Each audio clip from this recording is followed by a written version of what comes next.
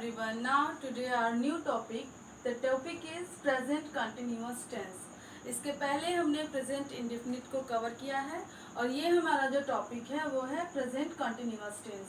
तो जैसा कि आपको बताया गया था कि हर टेंस के 4 पार्ट चलते हैं, indefinite, continuous, perfect and perfect plus continuous.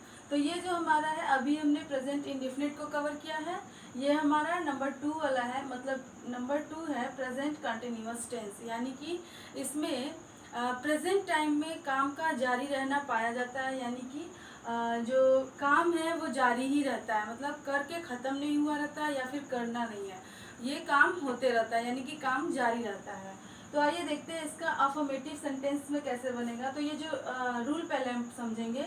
तो अभी पहले ये समझिए कि कैसे किसे हम समझेंगे, किसे हम कहेंगे कि ये प्रेजेंट कॉन्टिन्यूअस टेंस है, इसकी पहचान क्या है। तो इस वाक्य के अंत में हमेशा क्या आएगा, रहा है, रही है, रहे हैं, यानी कि काम होता रहा है। ठीक है, तो यहाँ हम ऐसे समझेंगे कि प्रेजेंट कॉन्टिन्यूअस के हिंदी वाक्यों में जो जो भी वर्क है वो काम का जारी होना पाया जाता है। और कभी भी हिंदी वाक्य में ये जो लास्ट है, मतलब इसकी एंडिंग किससे होगी, तो रहा है, रही है, रहे हैं, इससे होगी। तो आइए देखते हैं इसका रूल क्या है। तो सबसे पहले हम सब्जेक्ट लिखेंगे, फिर इज एम आर का यूज करेंगे। Is am are is a helping verb and फिर वर्ब में आईएनजी, यानी कि ये वर्ब का 4th पार्ट होता है। तो ये वर्ब में आईएनजी का यूज करेंगे एंड देन ऑब्जेक्ट लिखेंगे। तो अफर्मेटिव सेंटेंस का जो रूल है, इसी के अकॉर्डिंग हमारे जो टोटल के पार्ट्स आएंगे उनके भी रूल कवर कर लिए जाएंगे, थोड़ा बहुत इधर उधर होगा। ठीक है, तो अभी देखिए कहाँ हम इज का यूज करेंगे, कहाँ एम का, कहाँ आर का। तो जब भी सिंगुलर रहेगा, ठीक है, सिंगुलर सब्जेक्ट के साथ हम इज का यूज करते हैं। सिंगुलर सब्जेक्ट कौन कौन से हैं हमारे, तो हो जाएगा ही, सी, इट, ये सब हमारे सिंगुलर सब्जेक्ट हैं। तो इसके साथ हम इज का यूज करेंगे। देन आई के साथ हमेशा हम किसका यूज करते हैं, एम का। और बाकी प्लूरल्स के साथ, यानी कि यू, वी, दे, इनके साथ हम आर का यूज करते हैं। तो चलिए एक बार एग्जाम्पल से क्लियर करते हैं। जो अफर्मेटिव सेंटेंस है उसके रूल के अकॉर्डिंग, सी इज डांसिंग। अब यहाँ देखिए सी दिया है एंड इज, हमने कहा था कि हमेशा सिंगुलर, मतलब इस टेंस में सिंगुलर सब्जेक्ट के साथ हम इज का यूज करेंगे। तो she is a singular pronoun and she is a singular subject, तो इसके साथ हमने इज का यूज किया।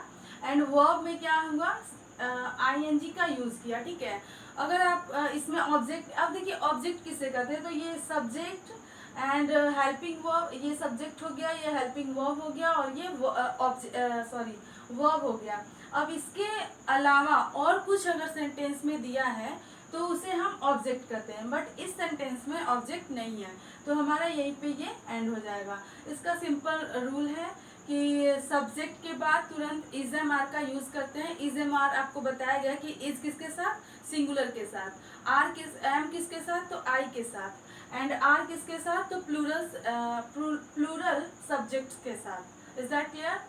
तो फिर नेक्स्ट देखते हैं, I am singing a song. यहाँ हमने बताया कि आई के साथ हम किसका हमेशा यूज करेंगे, एम का। Is that clear. नेक्स्ट है, ये तो बात थी अफर्मेटिव सेंटेंस की, यानी कि प्रेजेंट कंटिन्यूअस टेंस के अफर्मेटिव सेंटेंस की। सेम इसी के अकॉर्डिंग नेगेटिव को हम सेट कर लेंगे। तो यहाँ पे जैसे दिया है सब्जेक्ट, तो यहाँ सब्जेक्ट हमने लिखा है। नेक्स्ट है इज एम आर, यानी कि हेल्पिंग वर्ब, सेम ही है। एंड वर्ब में आईएनजी का यूज करेंगे, तो वो सॉरी यहाँ पे हमने नॉट का यूज नहीं किया है, यहाँ आर मतलब हेल्पिंग वर्ब के जस्ट बाद ही नॉट का यूज होता है, तो नॉट का यूज करेंगे एंड वर्ब में आईएनजी एंड देन ऑब्जेक्ट। तो कह रहा है कि रूल के अकॉर्डिंग इसे भी रखते हैं। इसका सेम चीज वही है, देखिए नेगेटिव में आपको पता ही है कि ये नकारात्मक वाक्य हैं और इसमें नहीं का यूज किया जाएगा। ठीक है, तो अभी जैसे हमने इसे बताया उसी के अकॉर्डिंग ये भी करेंगे। तो इसका एग्जाम्पल देखते हैं क्या है। I am not playing, I am not playing, आपको बताया गया था कि आई के साथ हमेशा एम का यूज करेंगे एंड देन हम तुरंत बाद, यानी कि सब्जेक्ट के बाद, हेल्पिंग वर्ब के बाद तुरंत हम नॉट का यूज कर देंगे। तो आई एम नॉट प्लेइंग, मैं नहीं खेलता हूँ। तो आपको पता है कि वर्ब में आईएनजी का यूज होगा, तो यहाँ भी लग गया। नेक्स्ट है ही is not he is not doing anything, वह कुछ नहीं कर रहा है, कर रहा है, कुछ नहीं कर रहा है, यानी कि काम का जारी होना पाया जा रहा है। और ही के साथ हमेशा हम इसका यूज करेंगे because he is a singular. So he is not doing anything, so वो कुछ नहीं कर रहा है, तो यहाँ में हमने ही इज का यूज किया। तो ये जो प्रेजेंट कॉन्टिन्यूअस टेंस है, इसके अफर्मेटिव को हम कैसे बनाएंगे, तो सब्जेक्ट, फिर इज एम आर, फिर वर्ब का आईएनजी, देन ऑब्जेक्ट। तो सेम आपको पता ही है कि सब्जेक्ट लिखेंगे, हमने यहाँ पे सब्जेक्ट लिखा, फिर सब्जेक्ट के अकॉर्डिंग यहाँ पे इज एम आर का यूज होगा, हमने यहाँ पे इज का यूज किया because she is a singular subject. Okay, तो सिंगुलर सब्जेक्ट है, इसके साथ हमारा इज का यूज हुआ। फिर हमने डांस में, यानी कि ये डांस हमारा वर्ब है, इसमें हमने क्या ऐड किया, आईएनजी ऐड किया। तो ये हमारा हो गया प्रेजेंट कंटिन्यूअस टेंस का अफर्मेटिव सेंटेंस। नेक्स्ट है नेगेटिव सेंटेंस, सेम वैसे ही रहेगा, केवल इज के तुरंत बाद या फिर एम के तुरंत बाद या फिर आर के तुरंत बाद नॉट का यूज हो जाएगा। तो आई एम नॉट प्लेइंग, यहाँ पे एम के तुरंत बाद नॉट का यूज हुआ है, so it is a negative sentence in present continuous tense, मतलब ये प्रेजेंट कॉन्टिन्यूअस टेंस का नेगेटिव सेंटेंस है। तो आई होप आपको ये दोनों समझ में आए होंगे।